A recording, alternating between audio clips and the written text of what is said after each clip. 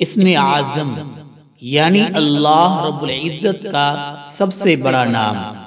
سیدہ اسماء رضی اللہ تعالی عنہا بیان کرتی ہیں کہ نبی کریم صلی اللہ علیہ وسلم نے ارشاد فرمایا، اسم اعظم قرآن پاک کی ان دو آیات میں ہے۔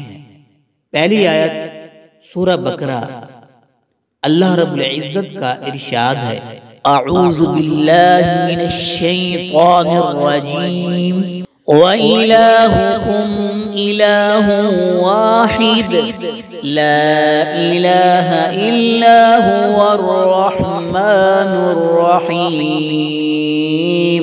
اور تمہارا الہ تو بس ایک ہے، اس کے سوا کوئی نہیں، وہ رحمان و رحیم ہے۔ اور دوسری آیت سورہ آل عمران آیت نمبر 1، بسم اللہ الرحمن الرحیم، الف لام میم، اللہ لا الہ الا هو الحی القیوم۔